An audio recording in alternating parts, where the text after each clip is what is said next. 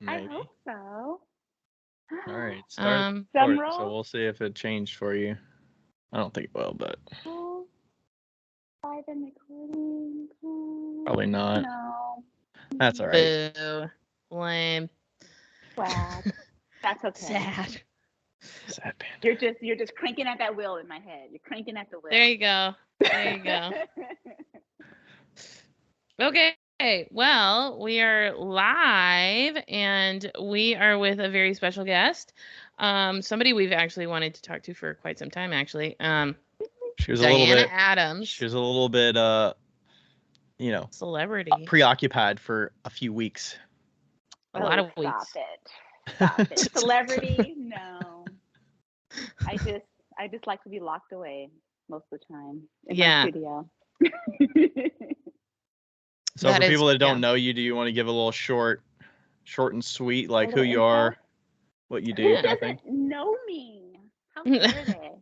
No, I'm just kidding. So my name is Diana Adams. I am the founder of Sample Haus. I started Sample Haus in 2019. It kind of started with like fabric upcycling, which is kind of interesting or weird to some. I worked at an interior design firm, and I was in a position where I would see a lot of scraps and like fabric getting tossed away. And I was also in a mode where I'm like trying to figure out how do I start an art business and like make a creative like living off of just being creative. So that's why I was in interior design, because I'm thinking interior designers, they have titles, they're creative. But anyway, so I was taking the fabrics, I was just taking them home. I'm just like, I don't know what I'm going to do with this. I don't know what I'm going to do with it. And I was in a position where I was like speaking to, well, I don't even know if I want to tell that story yet.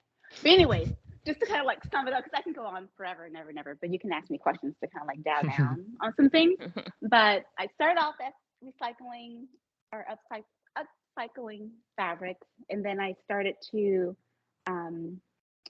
put them on pottery, because I ran into some old pottery in my garage when I was cleaning it up, and like some old samples and like stuff that I did in college. And I'm just like, oh yeah, pottery. Like I totally forgot about pottery. Like how do I incorporate pottery into this whole fabric thing? And so I started chopping it up and adhering it, tying like leather loops into like lidded jars. And so I'm like, that's it. Like it's going to be pottery, fabric, and then let's see what happens. And I was doing all these craft shows. And then 2020 hit, all the craft shows stopped, and then people started seeing my pottery on Etsy. And since everyone was locked in the house and buying plants and decorating their homes, everyone was just requesting things from it. Like they saw the fabric stuff, they're just like, that's cute. I don't know what that is, but can you give me a planter? And I'm just like, okay, sure, I can make a planter. And so I just started, and then the planters blew up. So I've been known as like the planter lady. And then people are asking like, where does Sample Sample come from? Like, what is his name? Like, so I see that you fabric. Sample fabric. But they're like, so do you like chop up? Is it like find grounded fabrics inside your planters? Like, what's going on? I'm just like, no. I'm like, it's not that. Like, you'll see the fabric. So it's like two different sectors going on at the same time. But it's like it started, but it's kind of weird. Yeah, it like started one way and then it kind of like evolved into this thing. Yeah. And so you're just like, now you just have to just help, like just tell people to guess. You're like, you know what? It's just like a sample of clay. Yeah, I mean, now that you talked about the fabric pieces, I'm like, okay, well, that's where the sample comes from. And then I'm like thinking house, and I'm like, that's kind of like German, right? So I think it is. Well, yeah. And then I'm like, so where does that come in? And then I'm thinking like Bauhausy. So I like the whole like style of like Bauhaus. So I was thinking of like doing the fabrics and doing like the geometric shapes with the fabrics and painting like backgrounds and lines and angles and triangles and doing all this stuff with fabric. So that was like my whole style and look was kind of Bauhausy. And also I just had a house full of samples. It was like I didn't realize that we were supposed to be best friends. So yeah, you did a very good voice. Yeah. I like that. I like that stuff. It's very rare that people Interesting. actually know, like, other than like a surface level like knowledge of Bauhaus, you know? Like Mhm. they're like, "Oh yeah, that Bauhaus place." I'm like, "No." No, there's more. There's more to that. Yeah. Yeah, I don't know that was Bauhaus. So where when it you all said that, I started. was like, I don't know what you're talking about. How do you spell Bauhaus? Obviously, it's B Haus, but A H A U S, right? No, B A U H A U S. oh, BAUHAUS. okay. It's hard to see it in your brain.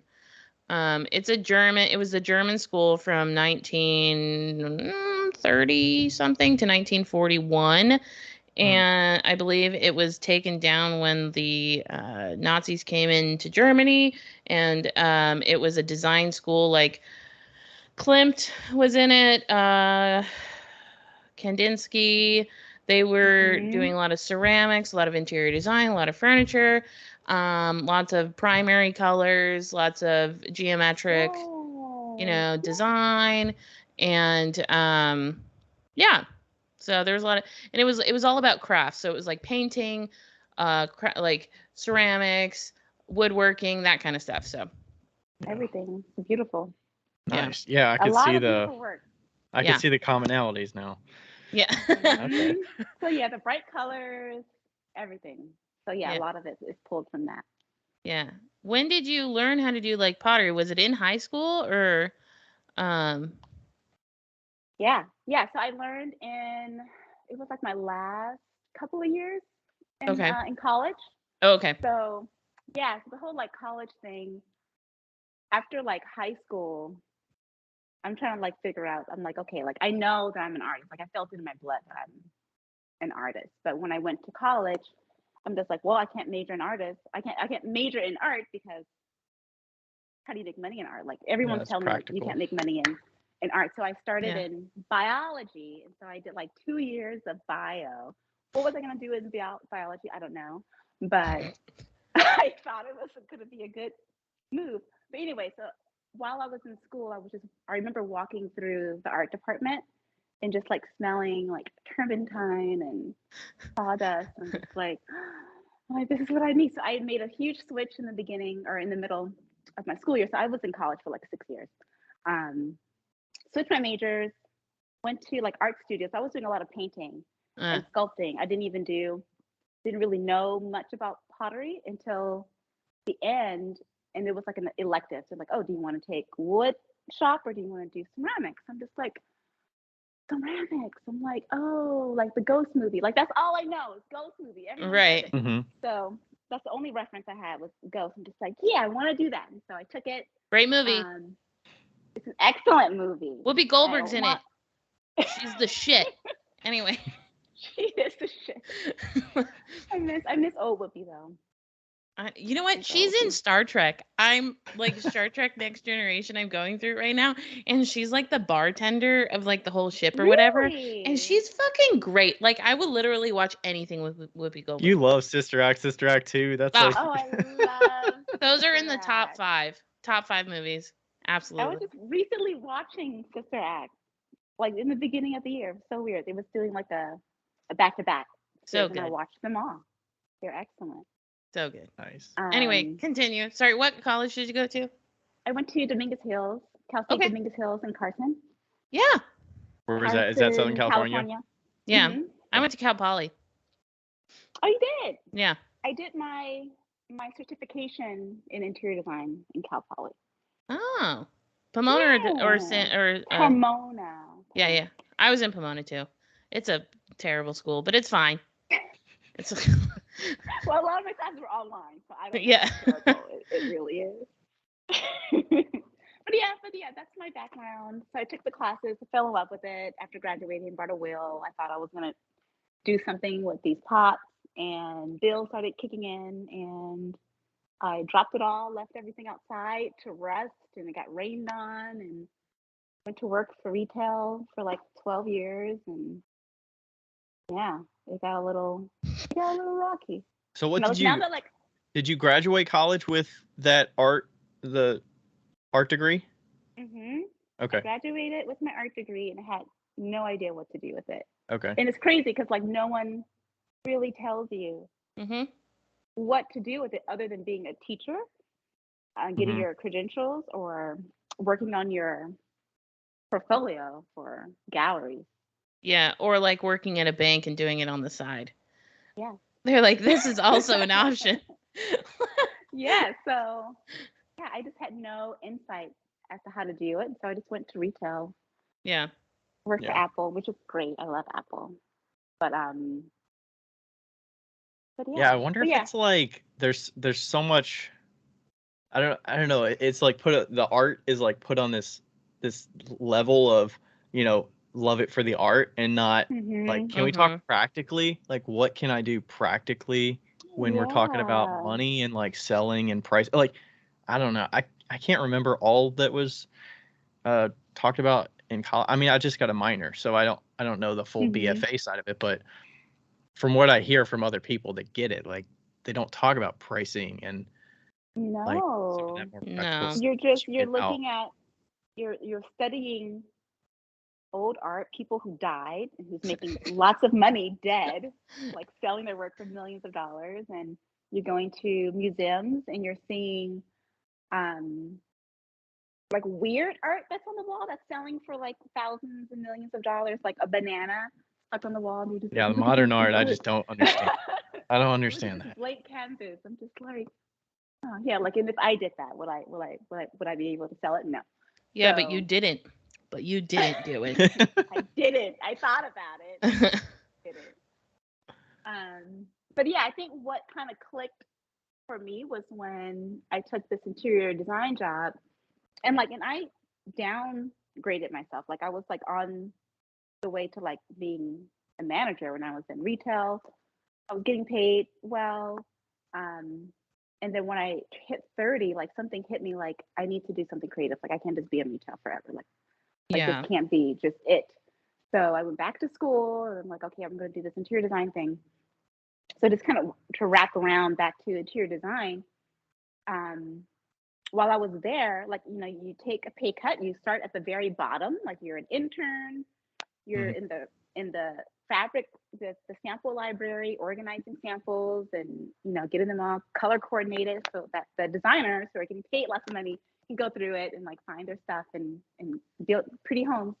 And so I was the person who was cleaning up all that shit. So, but I was also the person who was speaking directly to the vendors who would come in and like show me like what's new. Like, oh, look at my new Mm. fabrics and look at these new tables that we have. And a lot of times I'm speaking to the owner of the actual Yeah. company.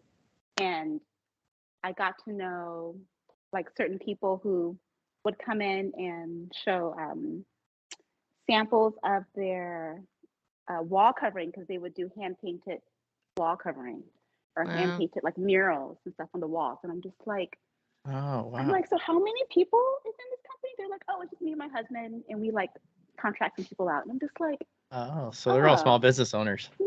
So I'm Most like, of you're them. a freaking artist. I'm like, you're not this vendor business person. Like, you're a freaking artist, and this is how you're doing it. You're going out and you're selling yourself, and you know, You you're have like a to sales rep understand how now. You to kind gotta, of sell your products and like price yeah, it appropriately and like you're doing a yeah. service sort of, right? And you have a Versus selling a website, and product. you Yeah. have a catalog with like products. Like, these are the products I have. These are the prices. This is the lead time. This is how long it's gonna take for me to make it. And so, just seeing that I'm just like, so these are freaking artists. Like, forget the whole vendor thing. Like, you're an artist, and this is how you're doing it, and this is how you're making it. They're making tons of money. No one talks about them. Right? But so I'm like, okay, so I'm gonna follow the same model. I'm gonna get my business name. I'm gonna register it. I'm gonna figure out a line of products I'm gonna make. I'm gonna stick to it. Get my prices. So I just followed the same steps that they were doing. Mhm. Yeah. And so then when like COVID happened, things just fell out of hand, and I just started doing whatever people wanted. But it's still like, just to get the whole structure, just the whole change of mindset was that you can just do it. You can do So anything, but going you have into to it, have you this. didn't actually have clay in the back of your mind of like, this is what I'm going to focus on. No, It I kind of just just had to figure evolved to that. out. Yeah, I had to figure out what, like, can I sell this over and over again? And I was thinking, since I was in the interior design field already, and I had connections, I knew all these different vendors. If I recycled their scraps and their fabrics and collage it, make a pretty wall art, I can resell it to like one of their clients who probably used that same fabric for a sofa or for a chair. Look, you can have this coordinating artwork that Sample House did, kind of bring it all together and kind of match. And so that's the kind of thing I was kind of thinking about, of like coordinating your home decor with your artwork. Yeah, so that was the whole idea behind that. Wow. Nice. Yeah, and then just clay just got involved only because I just ran into a box of my old samples. I'm just like, clay, like this is what I really love. Like clay is like my heart, like that. Yeah. I couldn't figure out how to make it work with that, but since I thought of like this big thing with fabric, I'm like, okay, let me see if I can combine the two. Yeah. And see if I can make it work. Nice. And that makes so much more sense now, because like I saw that you were selling earrings and they had the fabric on them, and I was like, what the heck are these? And they're very cool, by the way. They're very, very cool. Thank you. But now it all kind of like works together. I was like, oh, that makes sense. Yeah. So, tell us about your most recent endeavor in Washington, the land of trees. It was so pretty out there. Yeah, it's really pretty. You were in Tacoma, right? Yes, Tacoma, Washington. So Phi from Phi Pottery, they posted something on their page in January. They wanted to do this whole clay challenge, kind of similar to like the Great Pottery Throwdown, and have people come and stay for like 2 months. I think originally it was like 2 months or something crazy, and do these challenges, and it's going to be recorded and YouTube and all this stuff. I'm just like, that sounds hella fun, and I'm just like, let's figure it out. Because I'm like in my head, like yes, like money is an issue, but I think if like the benefits of being an entrepreneur or a self-employed person, you can control your money a little bit more. So I'm just like, okay, if I just bang out a bunch of pots and sell it beforehand, like I can probably leave for like 6 or so weeks and do this. So I signed up for it, and then I told Rich about it, Rich Brown, Pottery 32. I'm just like, you gotta sign up for this too. And if you don't go, I don't go. And so we both signed up.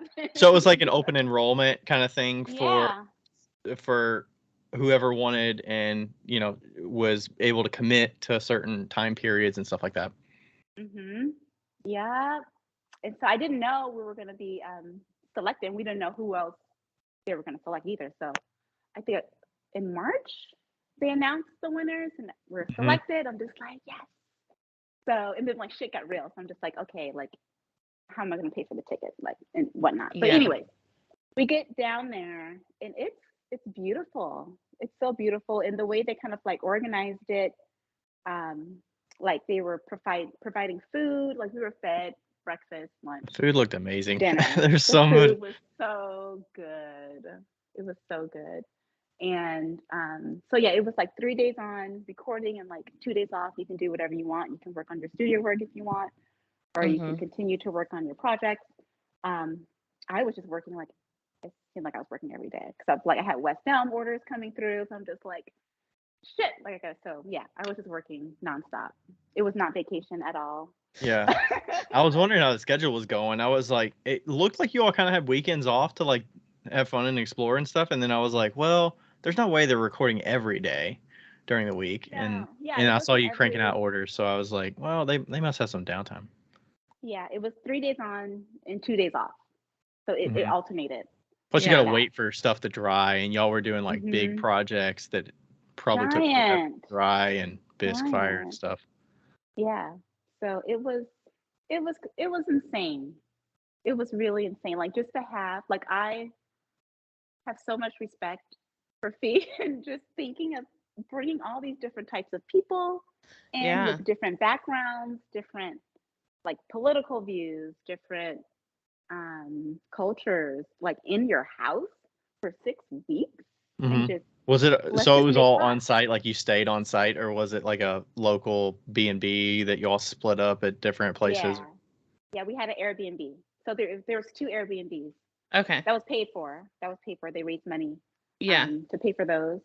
So yeah, I was in a house with the guys, and then it was another house with the rest of the girls there. Wow. So, but yeah, we were mostly at Phi's most Yeah. of the time, Wow. and it was And intense.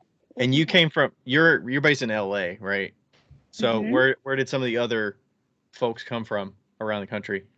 Yeah, so there was Rich Brown. He's from Georgia. Dom.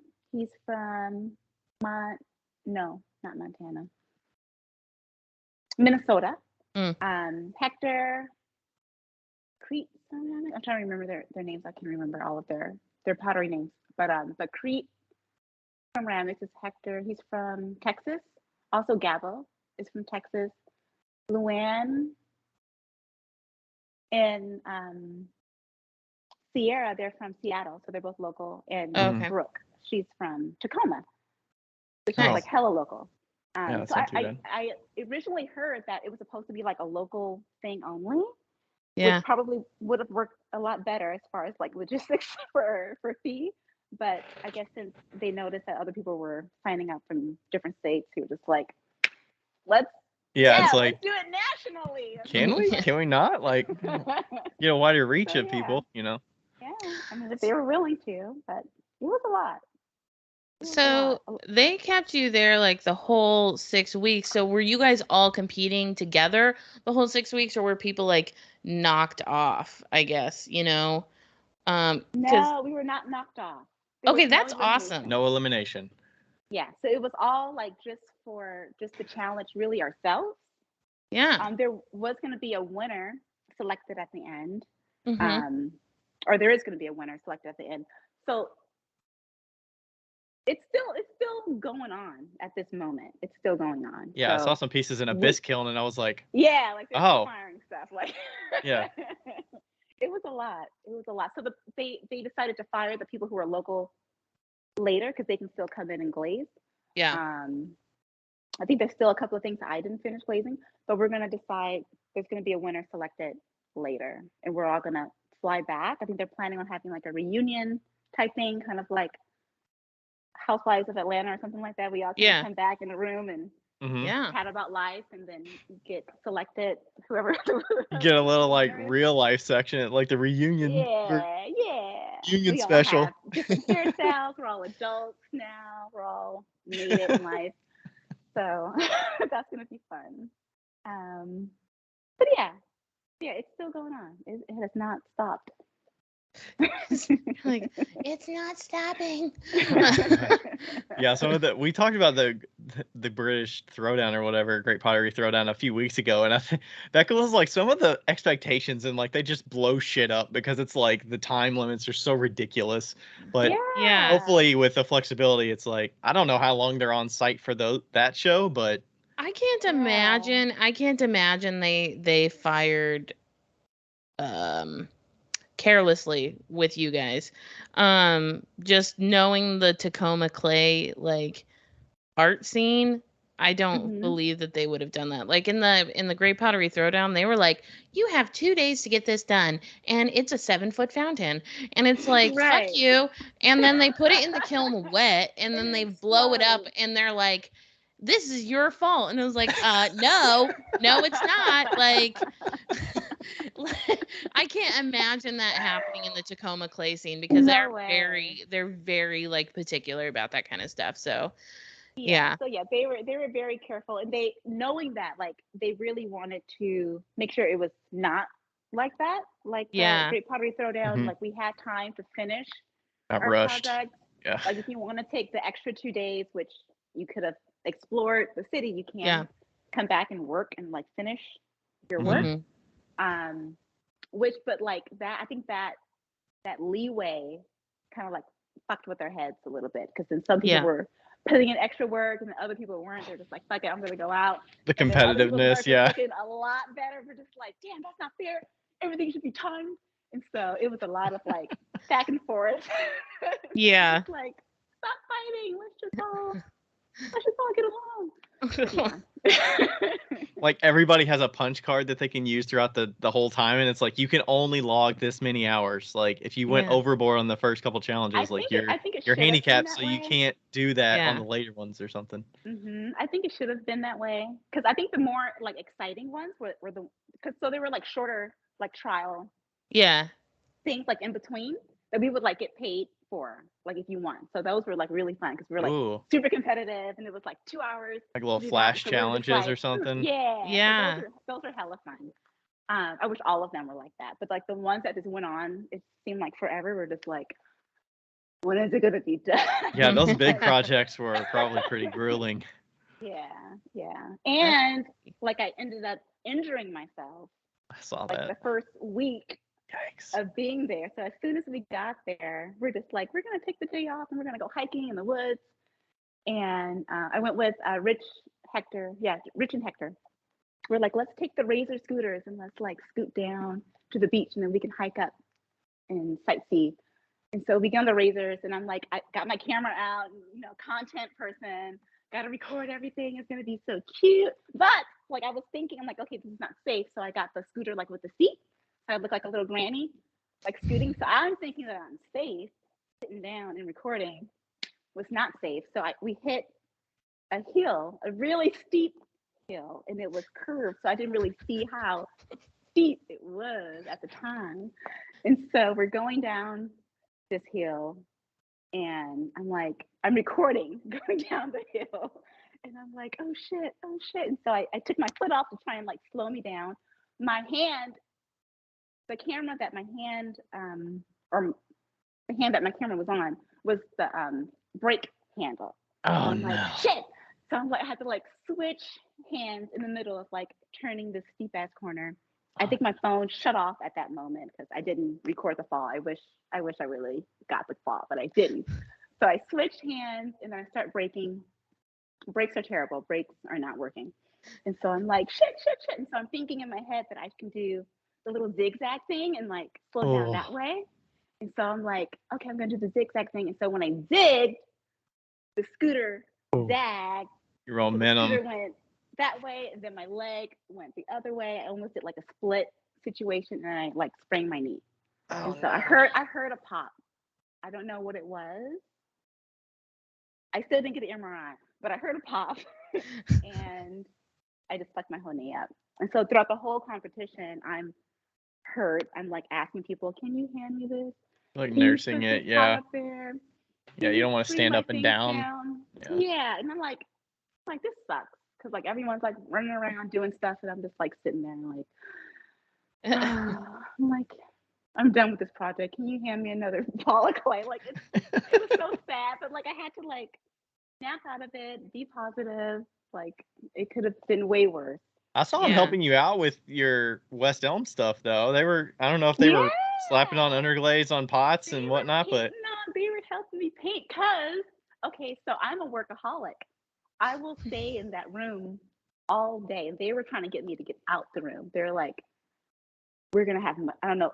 Okay, I don't know if you want to cut this out or leave it. I'll probably ask to see if they want this broadcast. But we were going to get mushrooms. We're going to do mushrooms that night. And I've never done mushrooms before. We'll leave it in unless you tell us to take it out. Okay.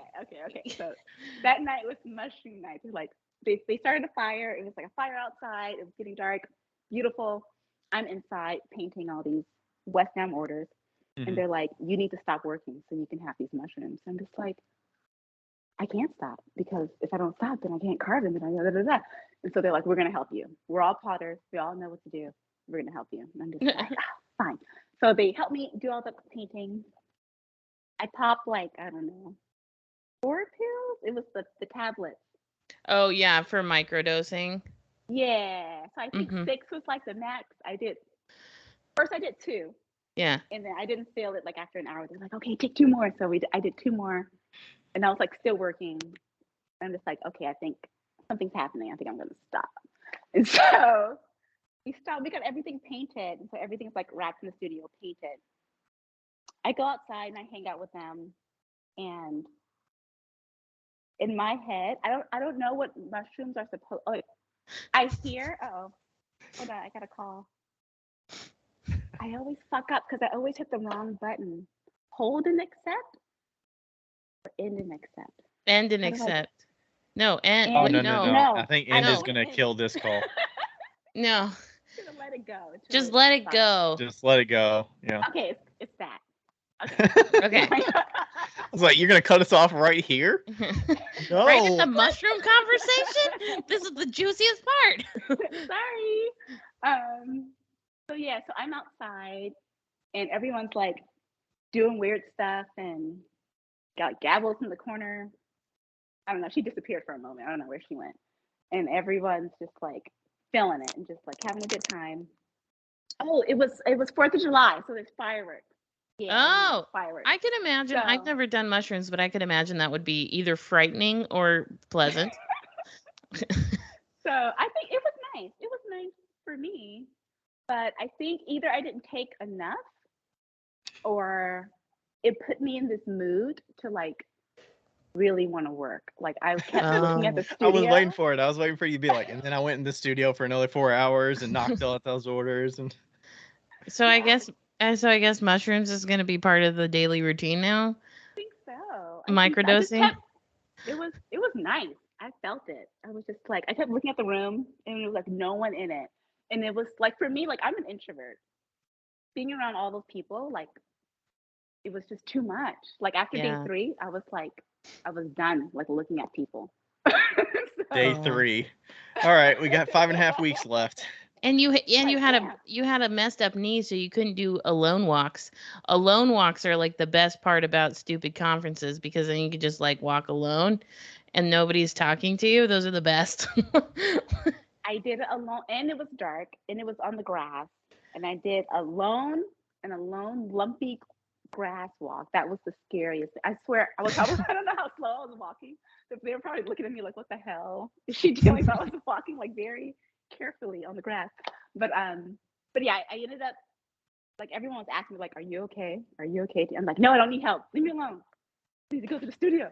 And so I go to the studio and I close the door and I'm just like, I'm in the studio by myself. Like, this is beautiful.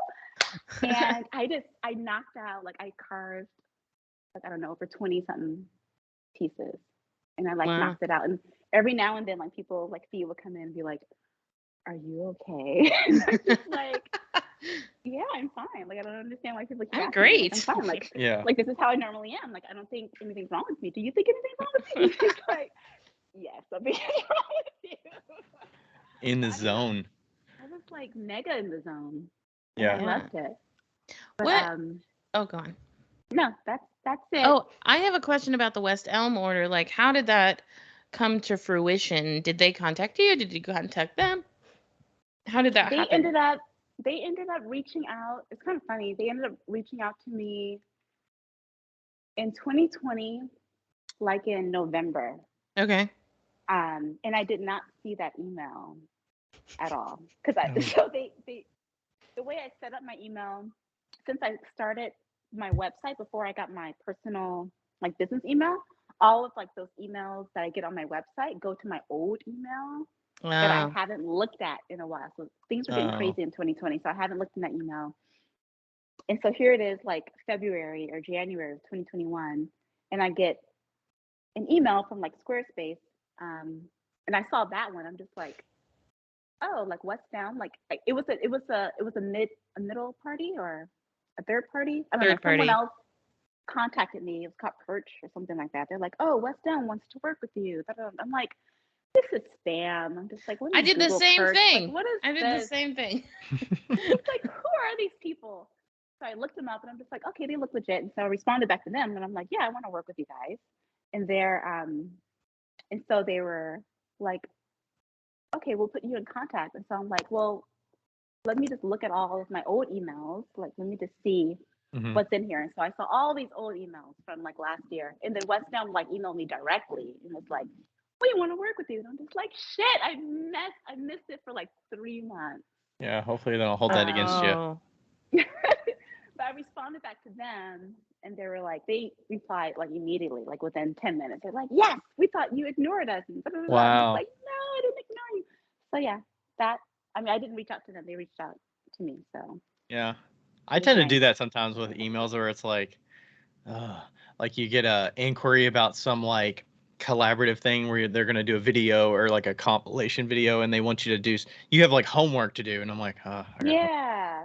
And it's like, okay, that's gonna take about a month. And then I finally like do it, but at least they didn't hold it against you, and they're like, oh well, she's busy. Like, no, they loved it. yeah, that's great. They were down. But So yeah, that's is how that a wholesale agreement, or is it a like what is that? it's not really a wholesale, so it's so they do get a percentage. Um, it's in my favor. I think they take 35%. I think it's probably different percentages for different people, but for me, it's they take 35. And I ship everything, so it's drop ship. Oh, so it's all Okay. made to order. So they take orders It's on their all made to website, order. and then they just And tell there's a you lead every time. week or whatever how many. Yeah, so there's a whole system that really sucks. It doesn't suck. It's a good system, but it's a lot for artists. Yeah. For me.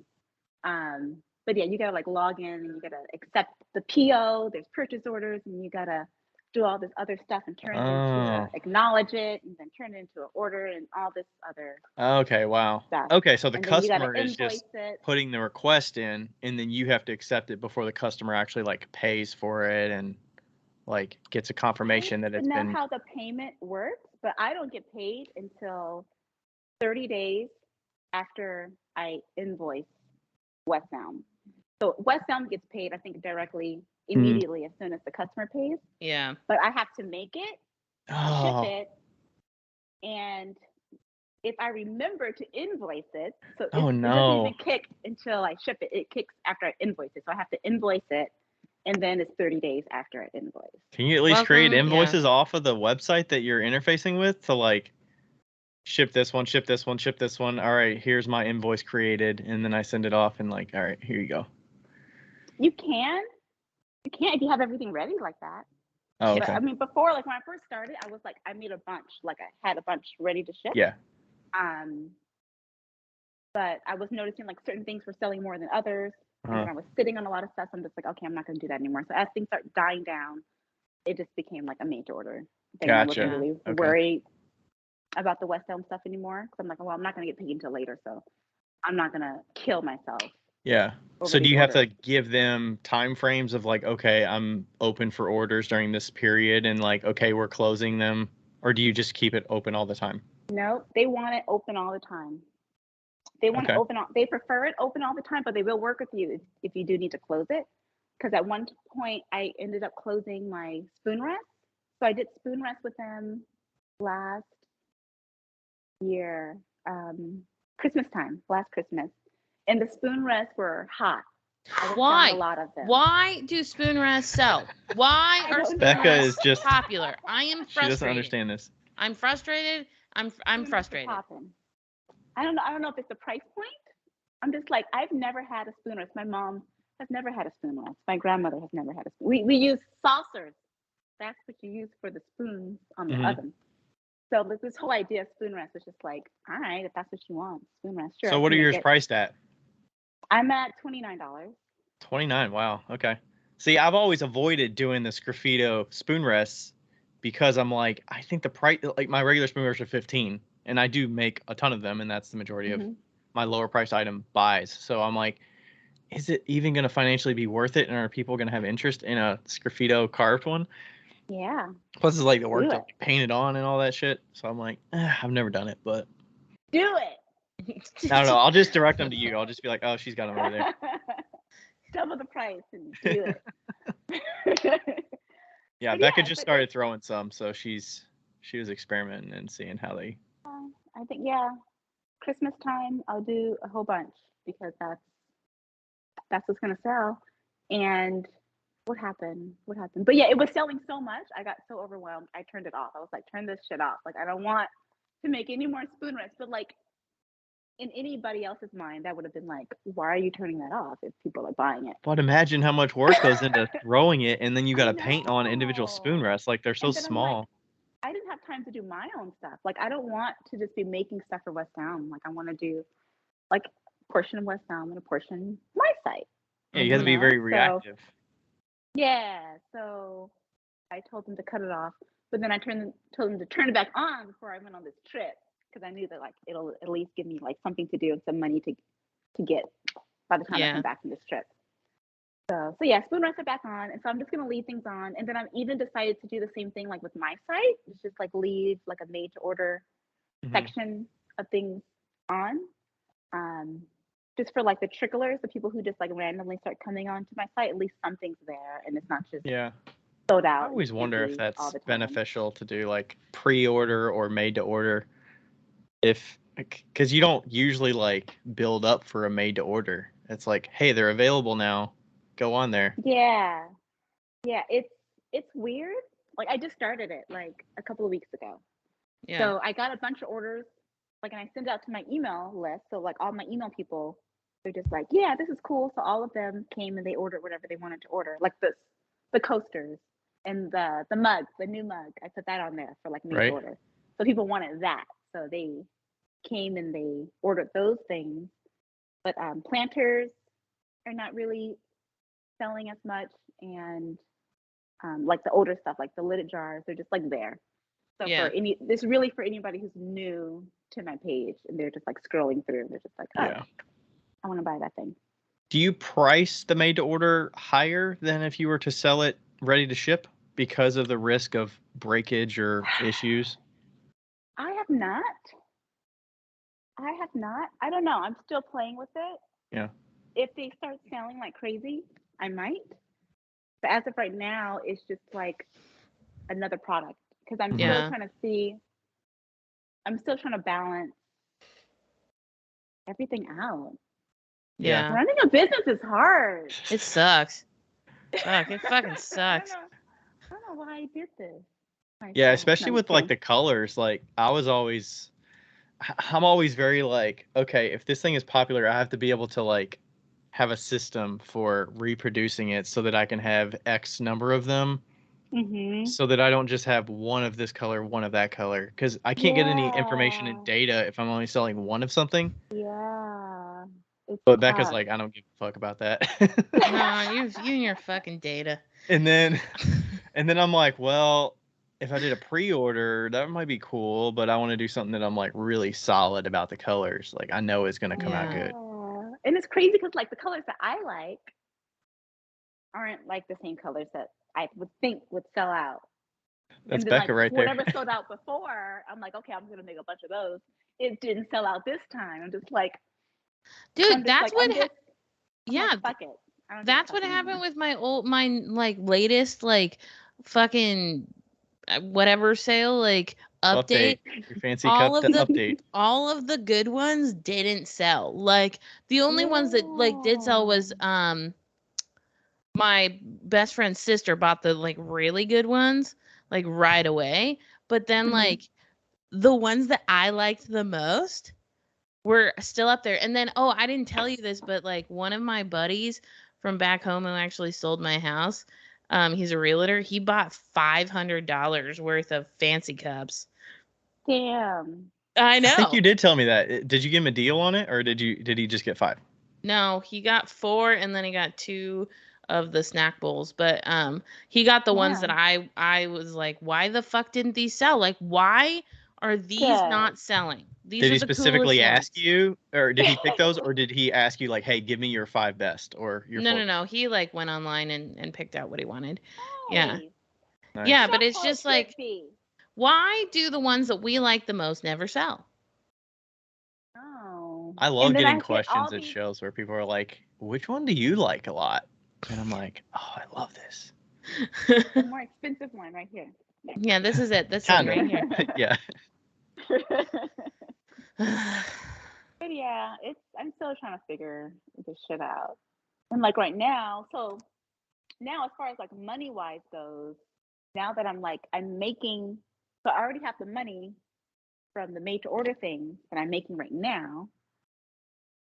And so right now I'm in production of making this stuff. But now I'm like, okay, I need money for next month. Wait, how did you get the money? You got the money for this month. Do you mean you got the money from while you were gone? It no, finally like the paid pre-orders. The pre-orders. So yeah, the pre-orders that stuff. you put on it. They ordered it. Not the West Elm stuff. No, yeah, West Elm still hasn't kicked in yet. Okay. But I got so 2 weeks ago when I launched the whole made to order thing, I got that I got you. chunk of change in, and now I'm in production of making stuff. But if I wanted to switch, so like if no orders come in between me making stuff and shipping it, now I have no money in between now into like me producing a whole nother batch. Well, And maybe so what if you just like put your pre-orders up for 5 days at the first of the month? Like, what if you opened it for 5 days at the first of the month, and that way it's like, hey, you can't get it until the 1st of August or the 1st of Pre-orders July or open the up the 1st first of week, September. and then, Yeah. yeah. And then it's like a consistent paycheck. What about that?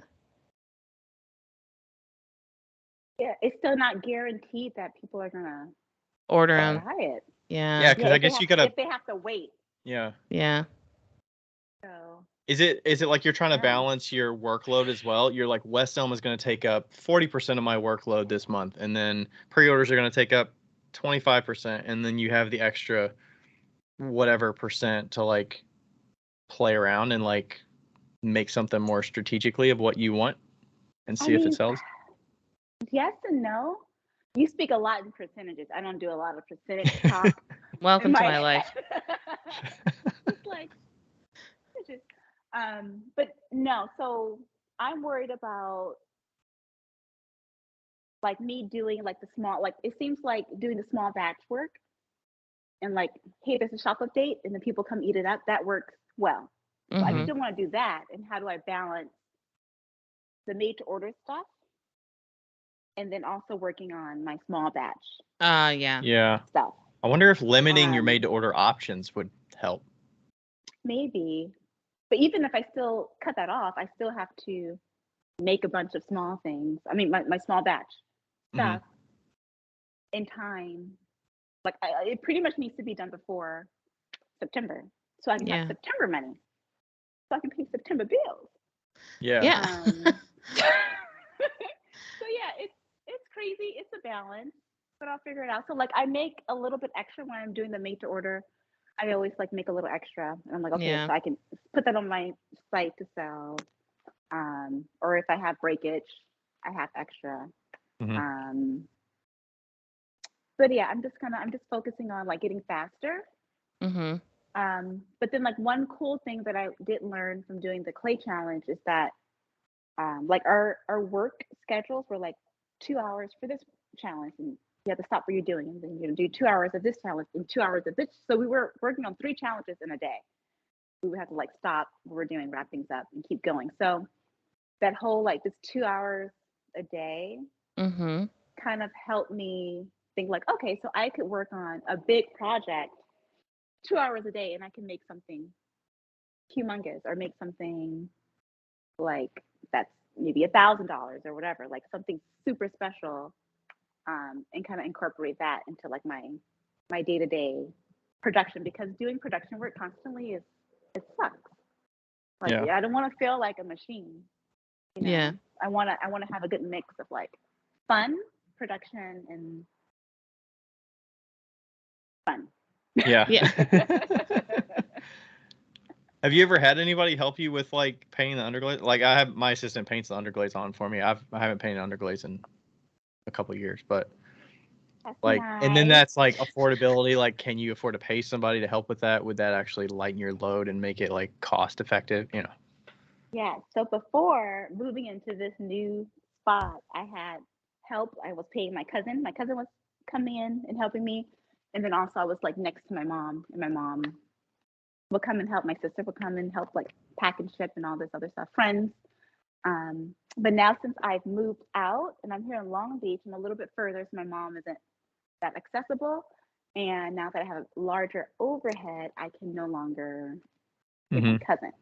So yeah, I'm figuring out how to have Efficiency. like more like streams of income coming in, efficiency, and just trying to make it work because I love this studio. I don't want to lose the studio. But I need to make sure that I can afford the studio. Right. So Because It's a I lot. saw you moved semi recently. So what situation were you in before? Were you paying to rent a studio space and you were making production out of that, and then you also had your apartment that you were living in, or kind of? And you're in LA, Yeah, so I would expect yeah. everything's pretty expensive. Everything is expensive. So I was living at home when I was in LA. So that was free. And I was paying for an external studio that was like what, 300 square feet? Okay. And so I was paying for that. So I had a very low overhead. I mean, it could be more, I think, for certain people, but it was low for LA. Yeah. But now that moving out, so now I have like my rent for living and food and everything else that like my mom isn't gonna do anymore, and studio space is like now combined, so it almost like tripled my my overhead. Yeah. Yeah. That's Yeah, so rough. Wow. it was a shocker. Like, and I knew it Did was you have coming. do you have savings built up so that you could have a longer runway as you Yeah, moved into this higher overhead kind of yeah, I realm? had some savings to kind of pay for it because I had to do the whole like deposit in first month, so that like Yeah. ate up a lot. Um, I don't know what's been carrying me on this long, but I'm still I in used to, here, and it's yeah, August. I used to say that a lot. I'd be like, I don't know what the fuck. I don't know who is paying this rent, but it's not me. Like, It's something's doing it. crazy. It's crazy. And there's sometimes where there was a couple of months where I didn't like pay myself, like I didn't give myself like a paycheck. Like most of it just went to bills. Mm-hmm. So I did do that a couple of times, and I had savings already to kind of like cover me to like live and like eat and stuff like that. But um, but yeah, I need to figure this shit out ASAP. So I have a lot of things in the works. Like I've been doing like the fundraisers to help me get more equipment so I can Yeah. get a fucking pug mill so I can like wedge through clay a lot faster, and that pretty much replaces like what my cousin was doing, the pug mill, because he was recycling a lot of my clay. Mm-hmm. Yeah. Um, and if I can start teaching, I think teaching will be nice. I've been getting a lot of requests for teaching, which is Yeah. Have you taught crazy. before? Have you done a workshop or anything yet? I've done a couple of workshops. Like I did one in Padelay, and I did one in still life ceramics. Mm-hmm. Mm-hmm. But like as far as that, like I've never thought of myself as like a teacher. Like I'm not a teacher. Like Yeah. I don't have like don't come to my class thinking I'm gonna be like super proper and this is what you do here and you're gonna take the lip and you're gonna do like I don't have all the proper terms. It's just Yeah. like this is how I do things, and it's more of like an experience. If you want to take like one of my classes, um, but yeah, all like that's a whole learning curve. And then with me being like introverted, like it's good like when I'm there, but like afterwards, I'm completely drained. I'm just like I don't want to look at clay for Mm-hmm. weeks, not weeks, maybe a couple days. But would you do that more like an online style, or would you just so you have a wider audience to reach for it versus local? I Most of my customers are not in my city, so I have a lot. Like when I was doing the local workshops, I was getting a lot of like DMs, like, "Oh, is it going to be recorded? Can I jump on, virtually?" I'm just like, Mm. "No, it's all here." So I had a lot of people wanting to do virtual, so I think I will do for sure. I'm going to do a virtual class because that's where most of my people are. Like most of my followers Mm-hmm. are in other states. I don't feel like a lot of people know me in Cali, Yeah. which is interesting. So yeah, a lot of my people are on the East Coast. Yeah. So I have to work on that too and do like some more, go back to like doing the pop-ups and doing more local shops. Um, yeah, and just reaching out to stores and just getting my name out here locally.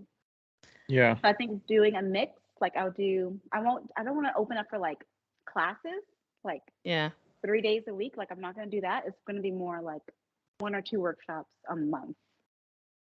So I can have Seems that more breather. manageable. Yeah, I need my breather time. Yeah, for sure. And you had mentioned that you were kind of considering like doing a Patreon. Like, what is that? What have you been like thinking about that? Especially since most of your customers are not in the LA area. Like, have you considered that?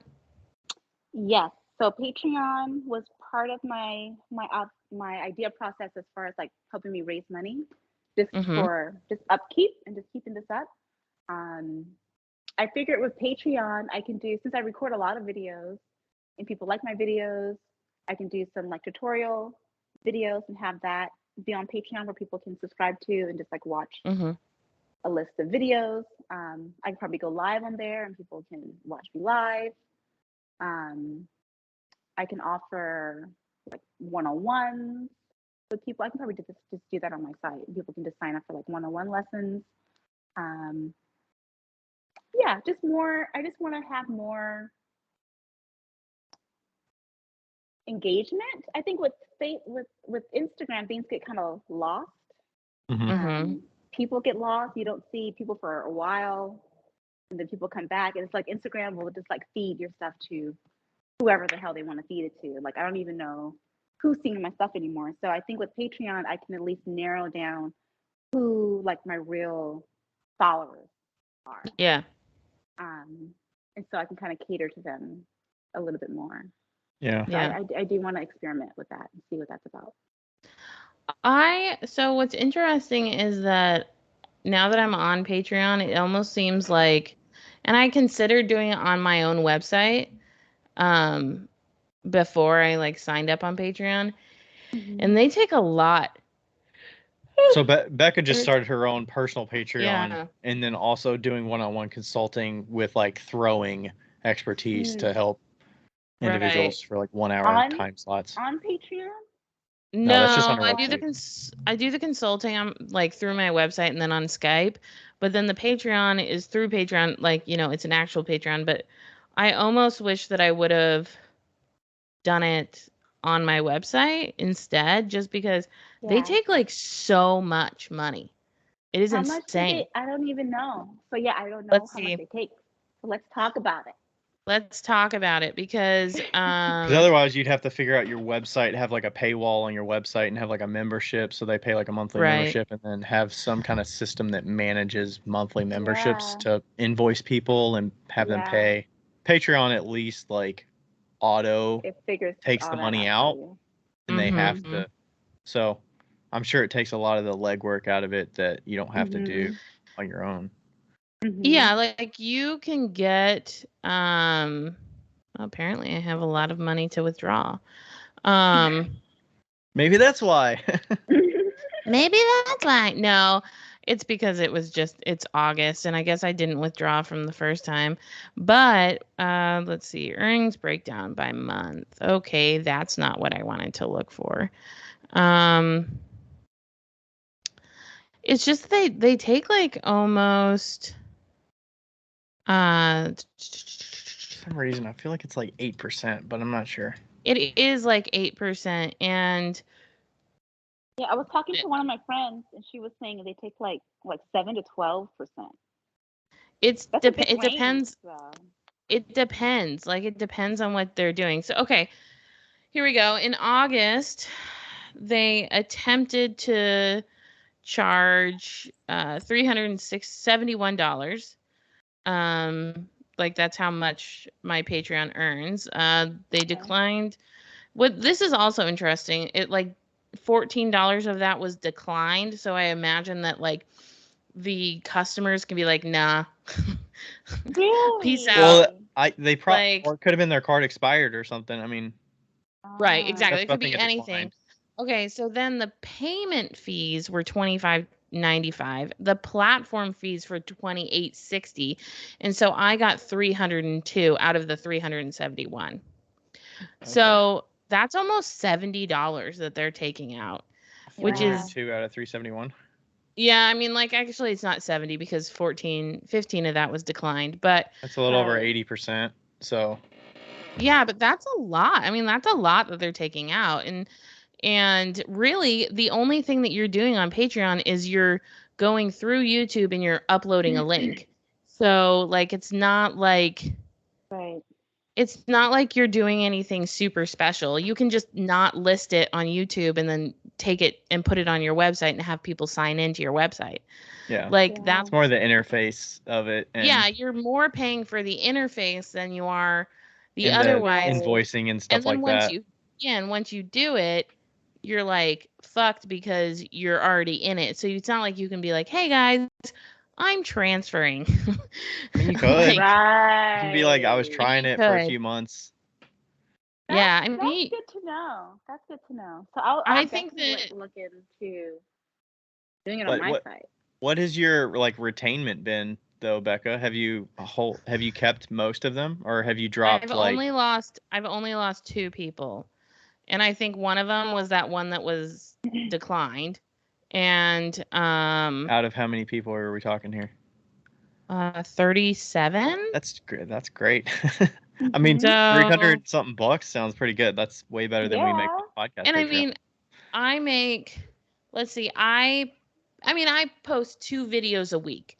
So like That's it's a not lot. like yeah, and I mean like some of them are small, 36 patrons and patrons and let's see 2 have actually canceled. So like I post 2 videos a week, one of them being like I mean I don't really care like plan them out, but usually one's a little bit longer and one's like really short. Like the Mhm. video that I posted yesterday was like, "Hey, this is how you should be holding your tongs on your pieces because don't be an idiot." Like and it was a 2-minute video, you know?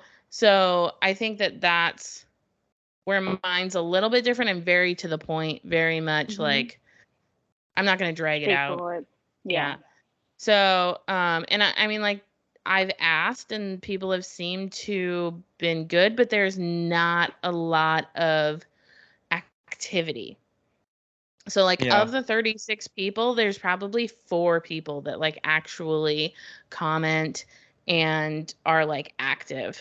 So Wow. like That's I kind of a was bummer. really yeah, I was really surprised and I don't know if that's just me or like I think like we're the just way I think we're just shifting as a like as the art kind of culture of like we want to support individuals, but maybe we don't need more stuff.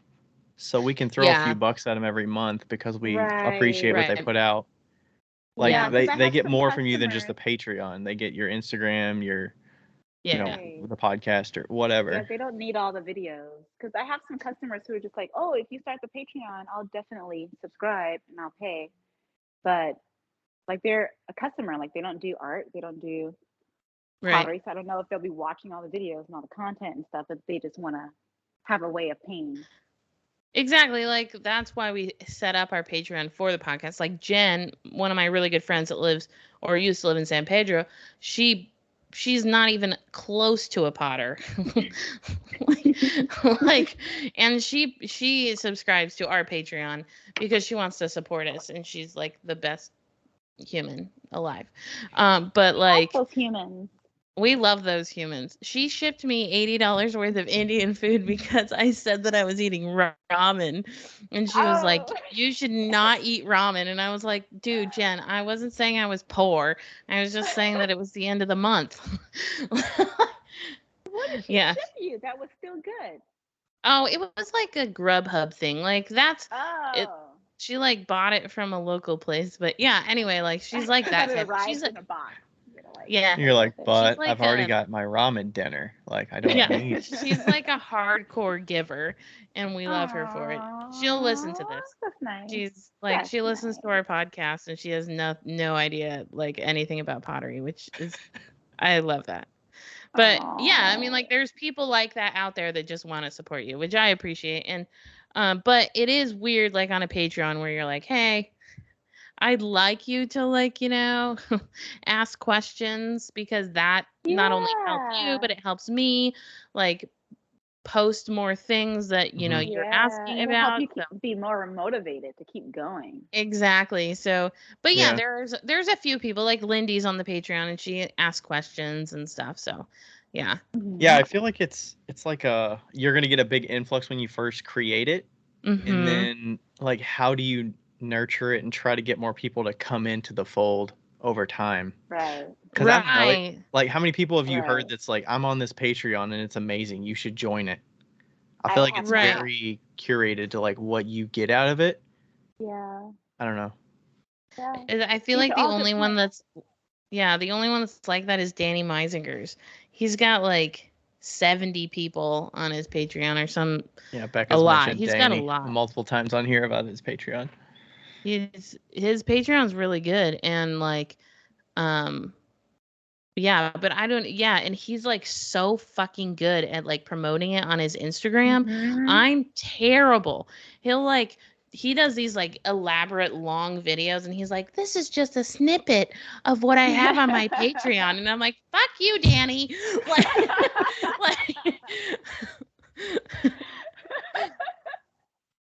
That's what you need to do. I know. Just cut But the live short. Just be like, That's see why you our over outro in is my like that. Patreon. Click. yeah, so anyway, that's what those are my findings. I think that you could definitely do the same thing on your website and get Yeah. almost all of that money except for maybe 3%, which is like Yeah. nothing comparatively, you know? Yeah, because YouTube is another thing that I'm looking into. And I really didn't, like, my mind didn't want to do Instagram, YouTube, and keep up with Patreon. So Maybe just YouTube would work. I mean, you can do a subscription to YouTube, right? YouTube, and my site.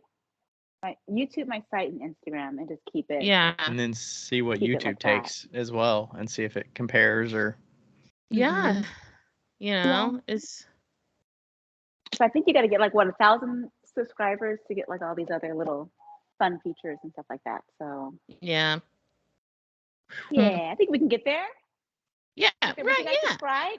Would you guys subscribe to my channel? maybe. I wouldn't. I probably wouldn't, but You guys suck. I'm ending this. I could buy something every now right and then though. hey now, we're just as poor as you are. Well, he isn't, I am. And Hey, if there's my fundraising things YouTube going on, usually I'll free. throw some bucks at that kind of stuff. oh, 'Cause I would I'm like, subscribe Free if for it my was free. YouTube. I would Oh, much rather do yeah, that. yeah. I thought we were talking about a paid subscription. If it was a free No. subscription, I would absolutely Oh, I subscribe. thought you were talking about a paid YouTube subscription. I'm like, I don't subscribe to anybody on YouTube. But No. if it's free, yeah, I'll do that. Yeah. I thought you guys were like, no. We're not those type No, of I people. thought you meant the paid We're YouTube not- subscription. We're just cheap as Oh. fuck. I Like, just want to get. I have to get to 1,000 quickly.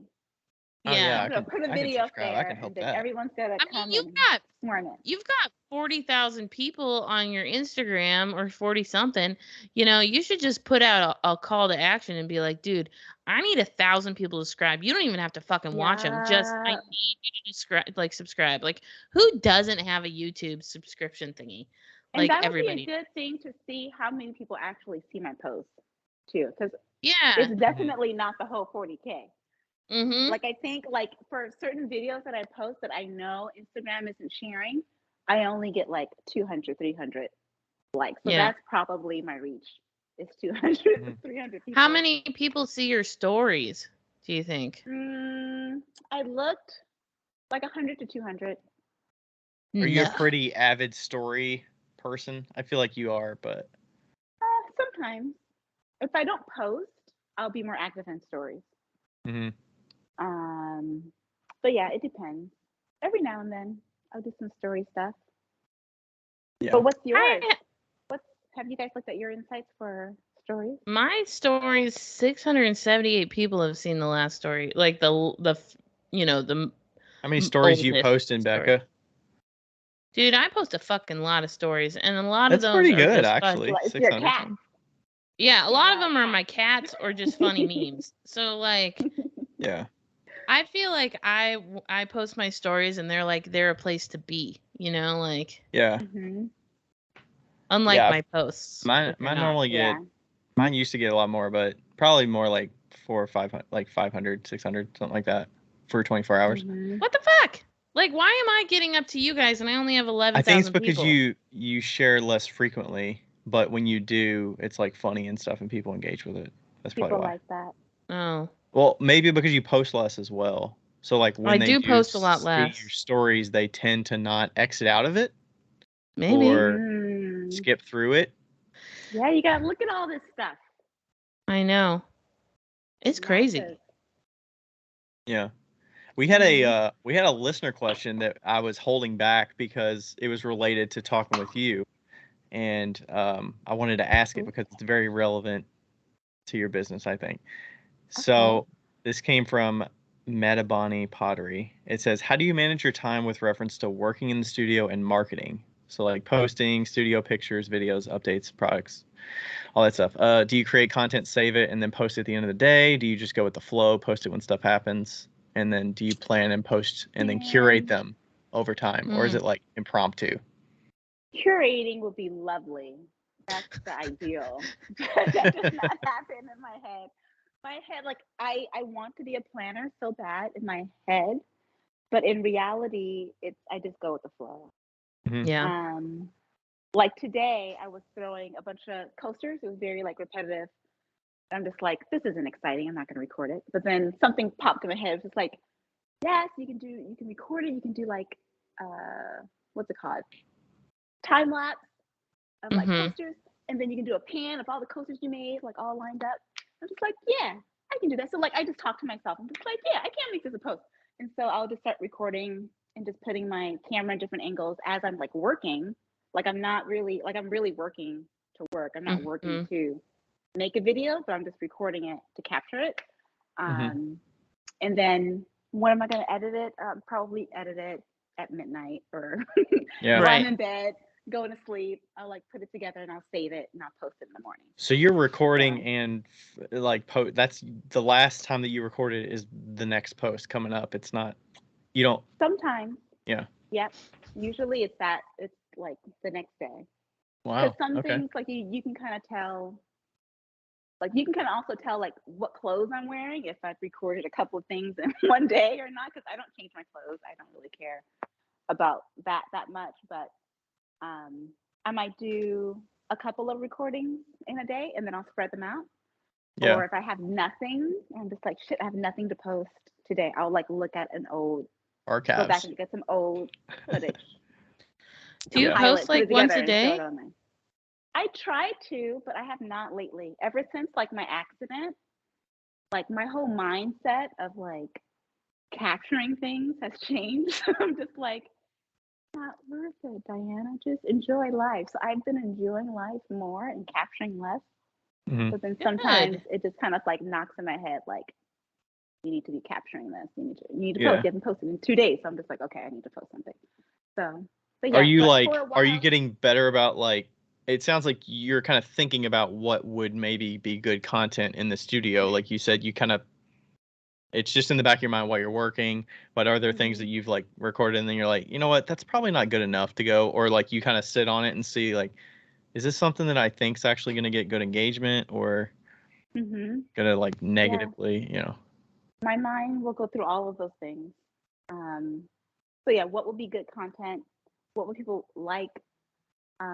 Sometimes if I'm just in the moment and I'm listening to really good music, sometimes I'll hear a song and then I'll start seeing the image of what the content would look like to go to that song. And so I'll start decorating my whole studio. I'll get my plants, put the plants in the background. I'm just like, this is the shot. And then this is the so you're like setting a scene. Going sometimes. So when I do like my bigger, like longer videos, I'm setting scenes and I'm doing all that stuff.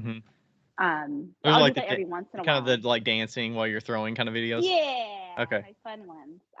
I'll curate that because it goes with the song, and so I'll kind of like I'll do things to go with audio. Do you see that those tend to, like, I say in quotes, pay off, but do they get better results that kind of match what you expect out of them? Like you're like, I know this is gonna blow up.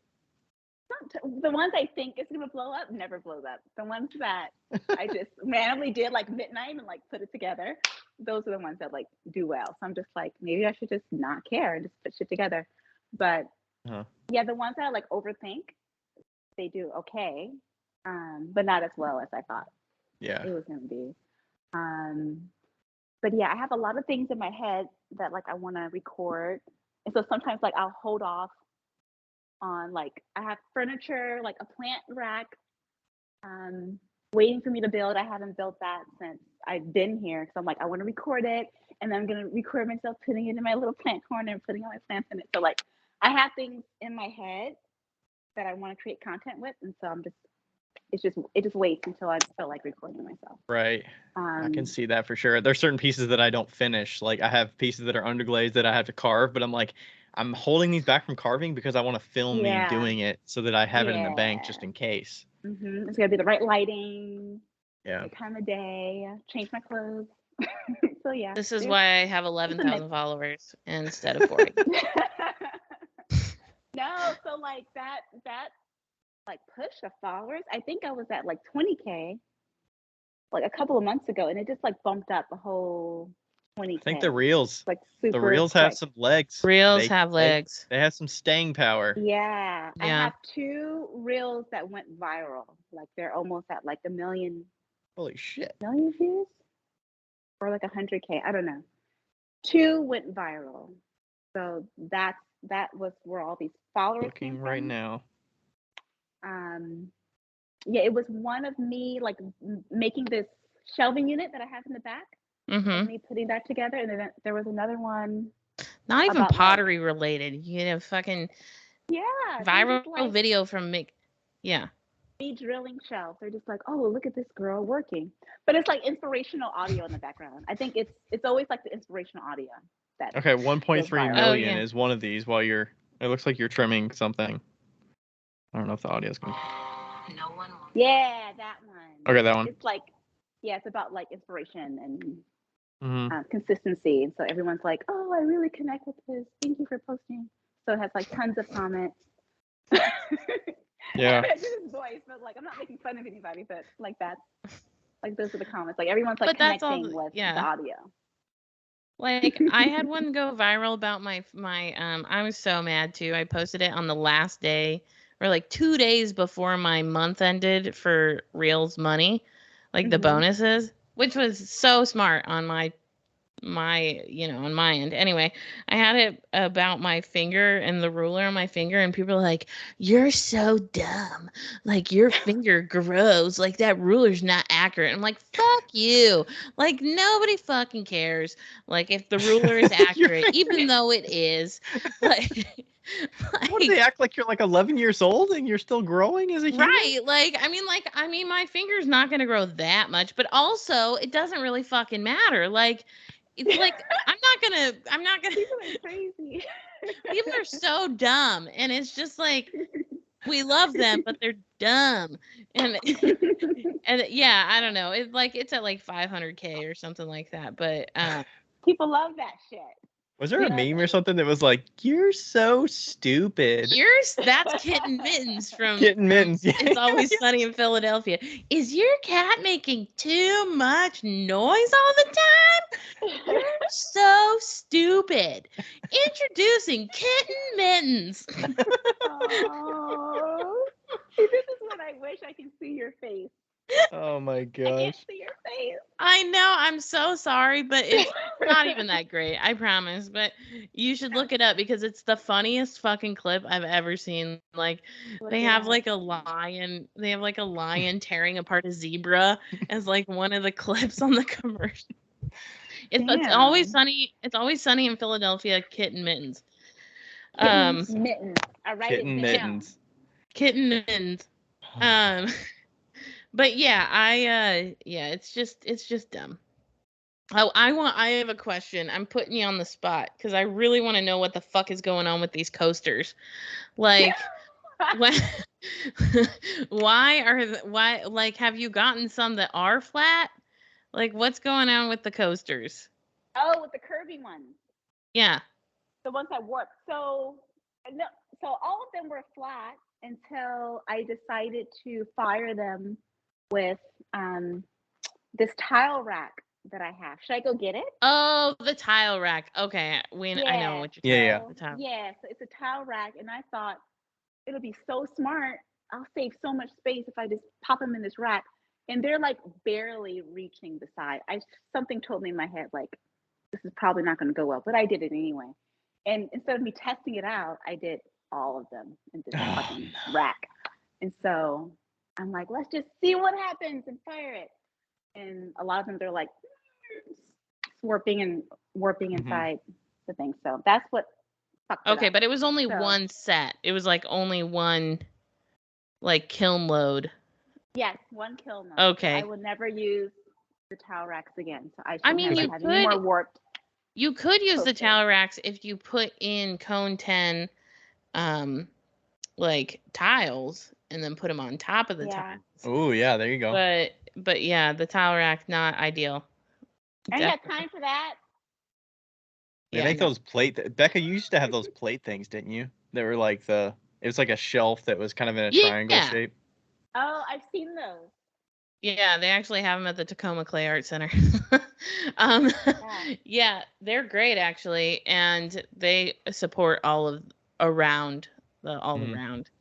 But yeah, That's it's tough like- Yeah, because right now. you were making all the coasters at once, so that's kind of all you had to fill the Yeah. kiln. So it's like, yeah, plus you're limited on how many Yeah. shelves you have. we've all been Mhm. there. We've all been there. Flat things suck.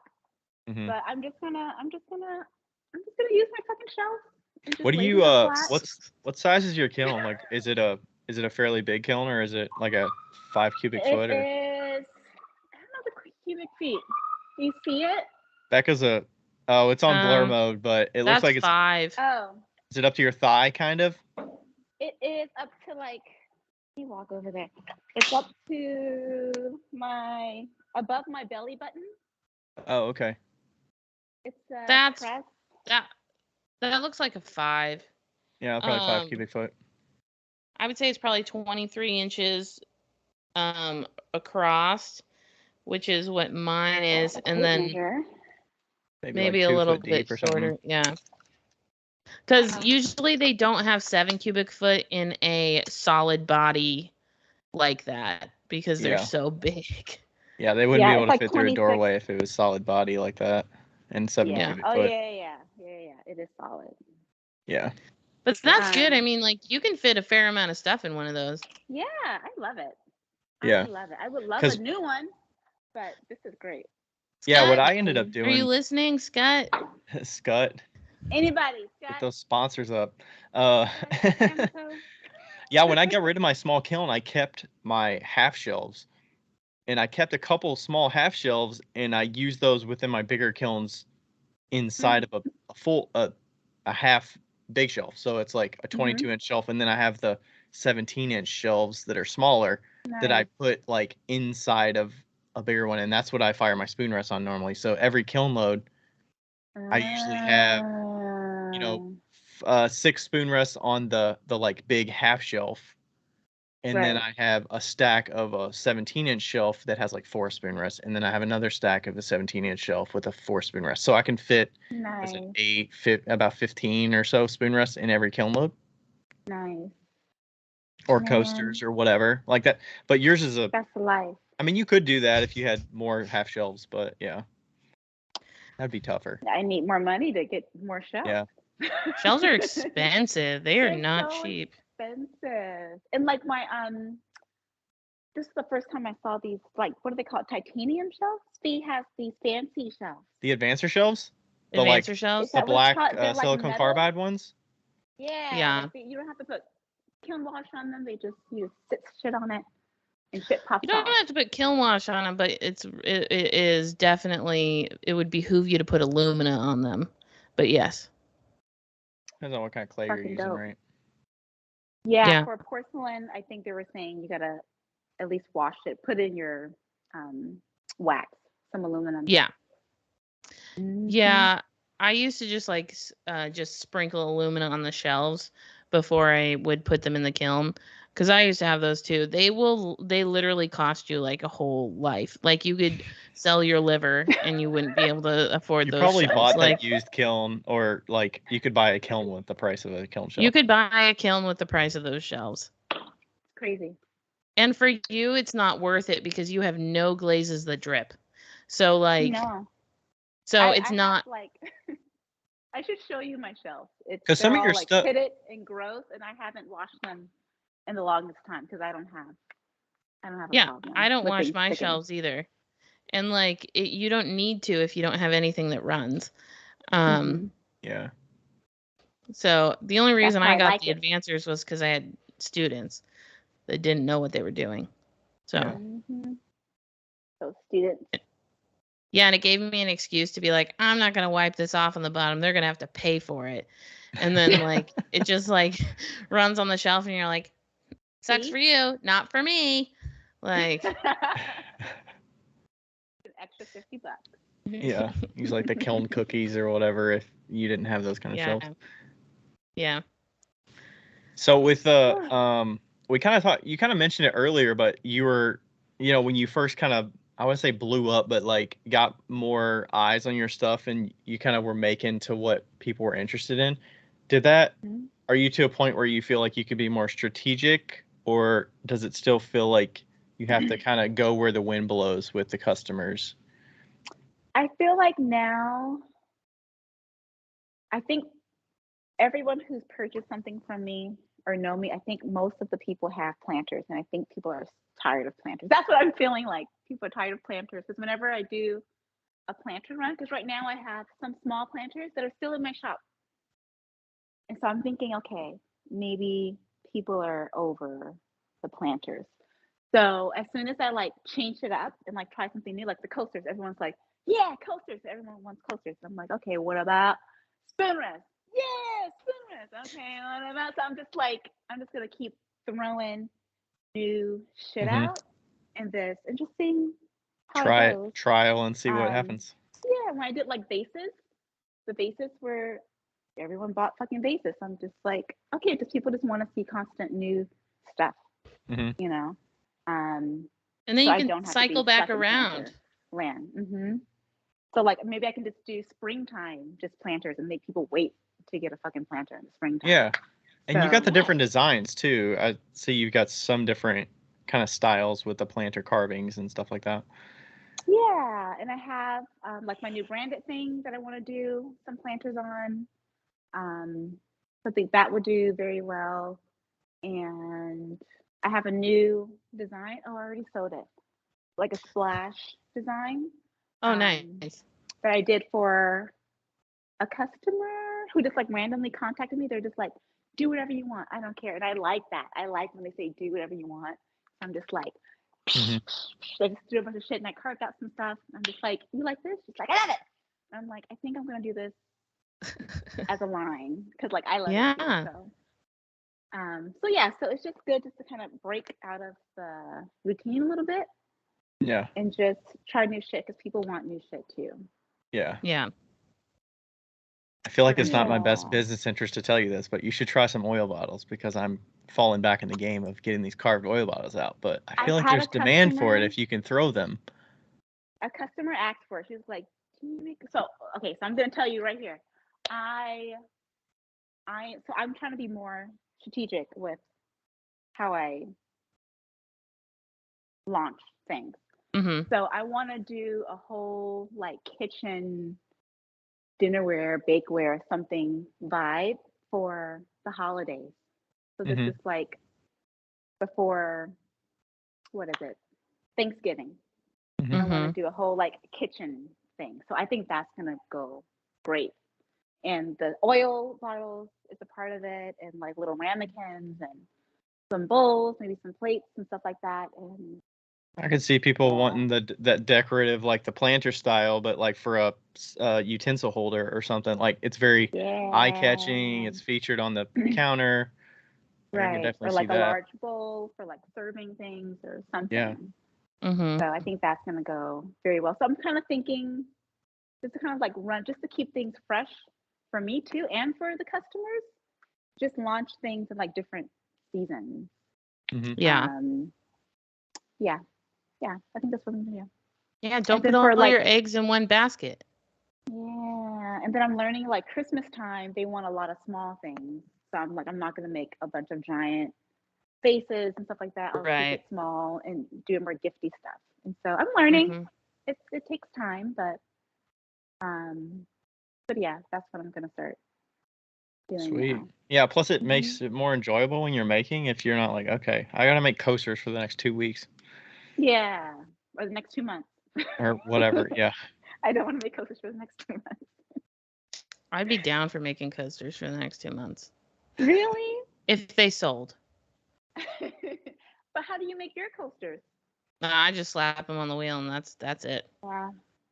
Yeah, no, I ain't carving any shit. Yeah, No she's way. not gonna do That's the. not She's my not gonna thing. put the underglaze. You guys can take the carving. I will take the easy road. I only work 4 hours a day. You're a workaholic. I work 4 hours a day. I'm good. I do 4 hours a day. Sometimes. Mm-hmm. Not on carve day though. Not on carve day. So with the glazing options, do you only use clear glaze? Yes. Okay. I only use clear. And I'm trying out different clears. Okay, so clears are it makes me so sad when I think about them. So Some I of them are very love, hit or miss with certain colors. I don't know if you're using yes. speedballs, but certain speedball colors are hit or miss. No. Did you try out the PNC clear from Tacoma Clay Art Center? No, but I heard that was good. It's great. It's the best clear that's pre-made that I've ever experienced. I need to try it because I am in love with Amico clear. There's zinc-free Amico. Mm-hmm. It's the best clear that I've ever used, but it's so fucking expensive, and it's hard to find now that they have all this shipping issues or whatnot. Yeah. I can't find it anywhere, but when I do find it, it's like fucking. Would you, since that's your a fucking gallon? Since that's your focal point of like one color, would you be willing to make your own if it worked? I mean, if it worked, maybe. But then I've heard of other people who make their own. They're like, "Oh yeah, this clear is good. It's my clear. It's a little cloudy, but I'm just like, I always hear it's a little cloudy, but I'm like, I don't want fucking cloudy. I don't want any bubbles. I don't want." Yeah. I feel like the one that I got anything. from Becca that Rebecca Graves also uses is good. That's what I use with mine. I use exclusively speedball underglazes, but yeah, and it's not cloudy. No. I send it to me. Have you tried a low fire clear? Because I think that Tim from Cardboard Tim Ceramics, I think he uses a low fire Amico clear or a low fire some low fire clear, and that might work. What do you mean it's low fire clear, but it goes up to cone 6 and it doesn't run everywhere? Yeah. Or you would low fire it? No, it's like cone 6. It's a low fire clear that goes to cone 6. Interesting, but it's still Amico, so it's still expensive. It might be Amico. I can't remember whose it is. I think he's pretty loyal to Amico, so it might be that, but it might be easier to find. Okay. Do you know the name of the clear? I think it's just the low fire clear, and or maybe it's the same that you do, but also I really liked the Mako zinc-free clear, and Mako is traditionally exceptionally cheaper than Amico, and if their low fire went up to cone 6, that'd be fucking dope. You could do tests. I would get a 2-ounce one, and try it out, but yeah, I for sure need to do some more tests.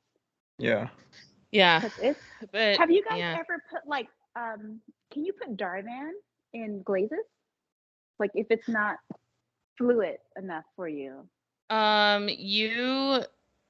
So from what I understand, familiar with that. I know you use that for casting slips, but I'm not. Yeah, do you want it to be thinner or thicker?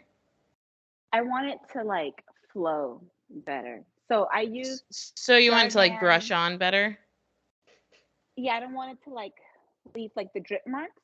Okay, so the other clear that I have, I bought a powder form from Aardvark, the clay shop that I go to. Yeah. They're like, "Oh, we have our clear. It's $5 for a bag." And I'm like, "Hell yeah, let's do that." So I made it, and when I dip it, I just feel like it doesn't run, it doesn't smooth out itself. It just and it just stays. Very solid. Yeah. Every drip mark, and even if I water it down, it's just thinner. I'll have to do 2 coats, and I'll still have to brush. I wonder if you could put a little bit more smoother. I wonder if you could put a CMC gum solution in it. I just need something. I don't know what it is. I need Yeah. something that makes it more fluid. Like the Amico, I just want it to coat evenly. I think I can confidently say for the both of us that both of us are fucking terrible at glazing. So, Well, I don't know enough about like, okay, you want it. I would take water, but you don't want to put too much water because that'll throw some things off. I think a gum solution would like not liquefy it, but like kind of like give it more viscosity so it would move a little bit better. I would ask viscosity. Josh. She wants less viscosity. No, you want more viscosity so it moves. Viscosity's thicker. No. Stop arguing. Right? More viscous is thicker like syrup? Well, you want it to level. Okay, you want it to like level a little bit. And I would ask Josh Heim because that's who we always ask. J.H. Pottery Works.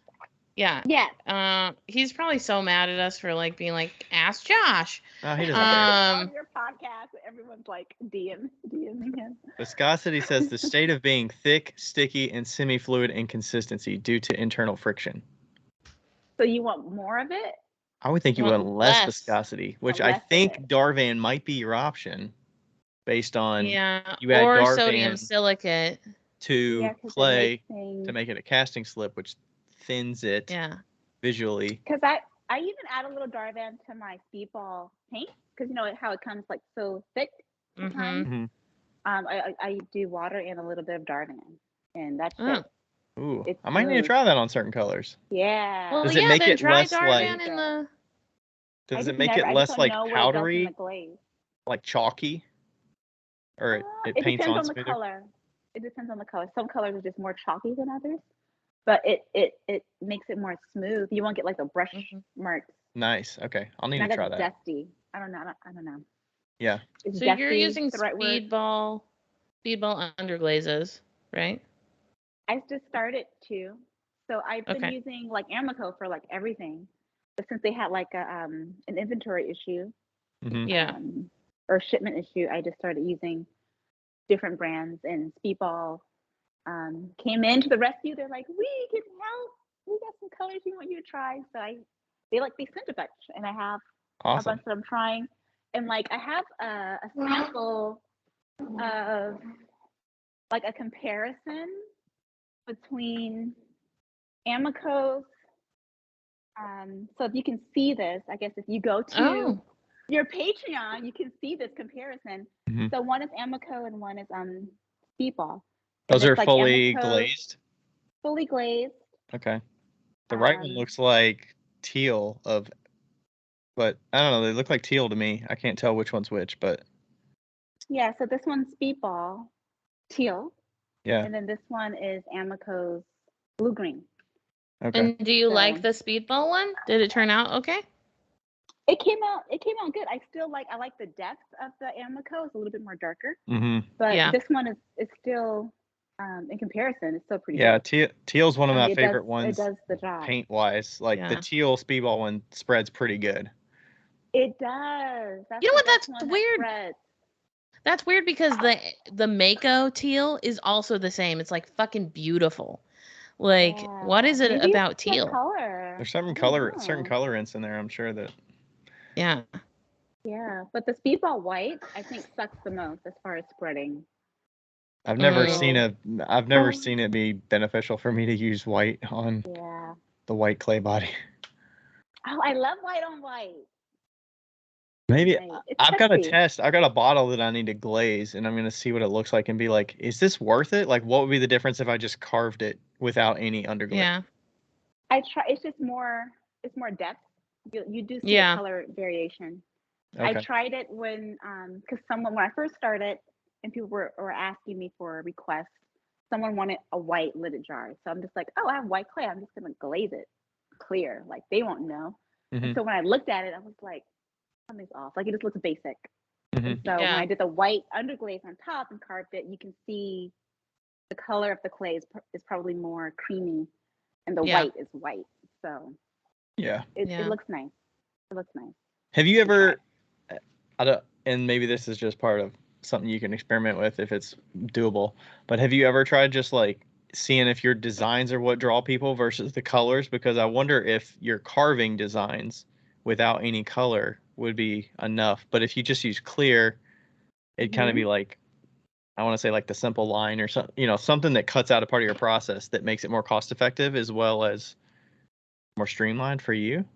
The simple sample. The simple sample. People are like, I don't want that simple shit.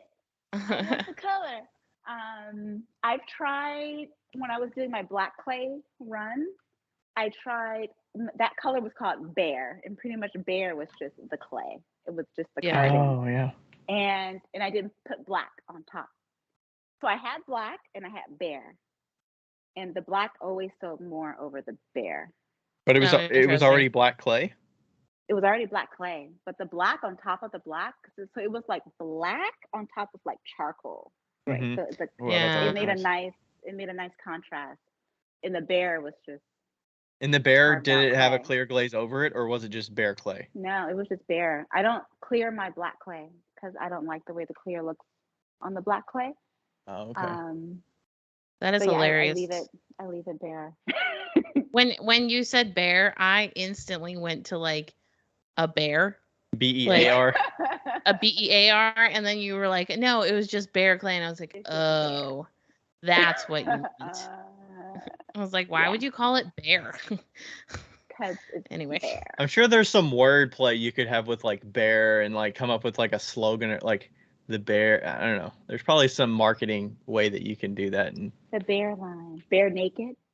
Bear naked. People were like, ooh, I like bear naked. Yeah, just do white bear and black bear. Well, brown bear is Kentucky Moberks has a clay called brown bear. Mm-hmm. Black bear, brown bear, and white bear. Yeah, they have a white bear too. I don't think they have a. Oh, there you go. A black bear, but yeah. Yeah, you could do the. We're coming out with new things. Yeah, you can come with the bear clay with the white underglaze. That would probably look kind of cool. And then you got the black underglaze, and then you got the bear. Mm-hmm. BARE. Right. Bear. White bear, black bear. White bear, brown bear. Brown bear, yeah. I love it. Writing it down. 2023. Yeah. There you go. Yeah, there's so many options to do, right? So, I feel like there was something else I wanted to ask you about. Oh, we've kind of threaded through here Instagram a little bit. So, with some of the changes mentioned and some other people asked about that, like, do you feel like you have to be kind of reactionary and play to like change what you're doing, or do you just kind of stay in a lane and just keep going and you kind of don't worry about that and that's just kind of noise? I don't know. I'm still.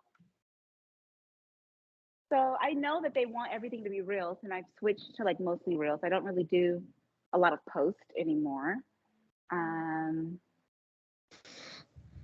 But with all those extra features and collaborations and grids and all this other stuff, I'm not gonna play with that right now because I have too much stuff in my head and I don't need any more things in my head.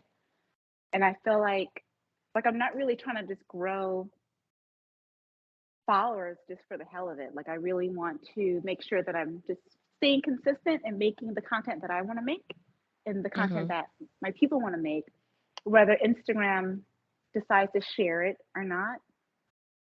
I'm just like, oh well, like I know that I put out a great video and if somebody saw it, hopefully they'll share it and then it'll get out that way. But I'm not trying to please Instagram anymore because like even with the whole like paid reels, so like I have paid reels too, but I noticed that like I was all excited when I got it. It's like, yeah, I'm gonna make some money. And a lot of like those 2 reels that like went viral, those went viral after the 1 month cut off. Slot yeah. Cut off. So I'm just like, you motherfucker, like that was there for like the whole time. I made it during the thing and you don't want to give it to me until afterwards. And like it happened to me twice. It went viral after.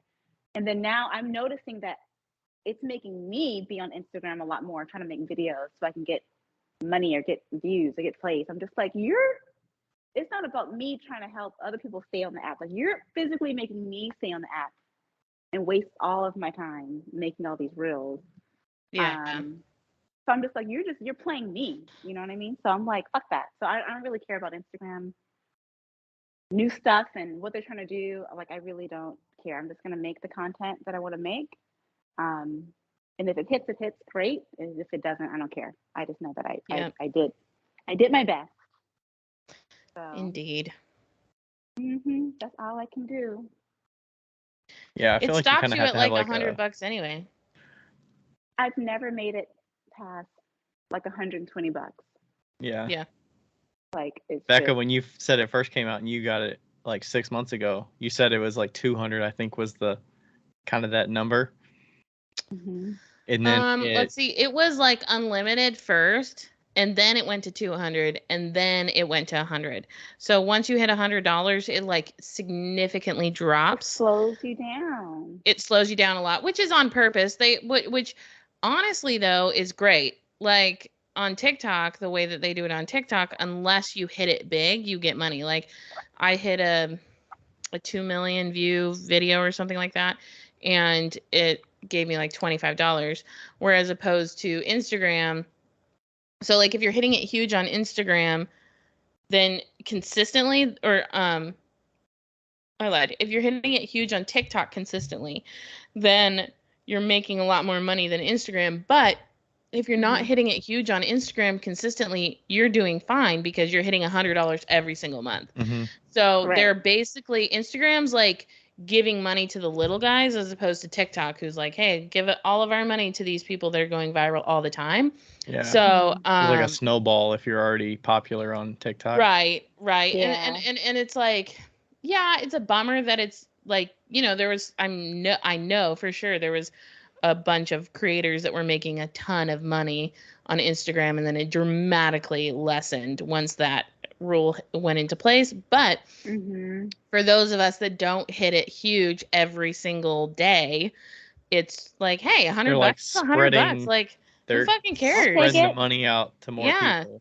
Like, I'll take like, I don't even have to try to get to $100. Like, I'll take $100. If you want to give it to me for free, that's fine. Yeah.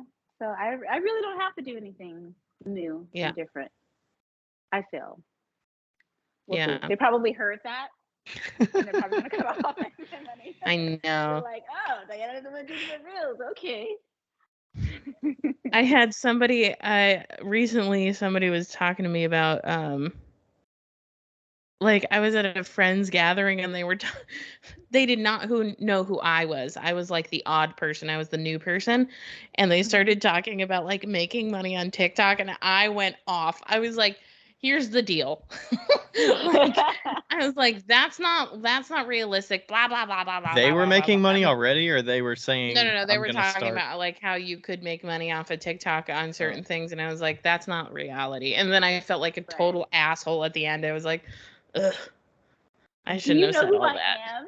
Do you know who Did I just ruin their fantasy? Well, it's like you just have like like people say that and you're like, it's not like that. You don't get paid very much money. It sucks.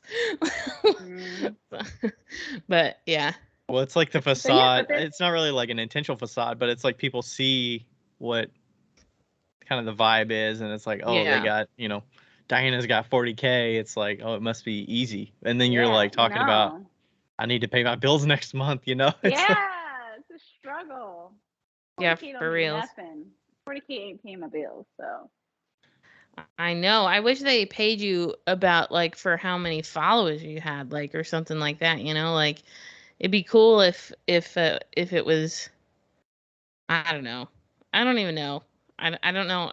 It seems that somebody with like 50,000, 60,000, 40,000 followers should be earning not easy money, but easier money. Yeah. But it's like you think that they have it all together, but you don't know their life. Like everyone has. Yeah. It could have they could have hit like 100K because of one fucking video that went viral. Exactly. You know, it doesn't change how much they're making a month or in a year. Yeah. Right. It could, but you know. Did Yeah. the know, like, all influx this of stuff is just- attention like affect you at all with the amount of just number of people like DMing you and like responding and commenting?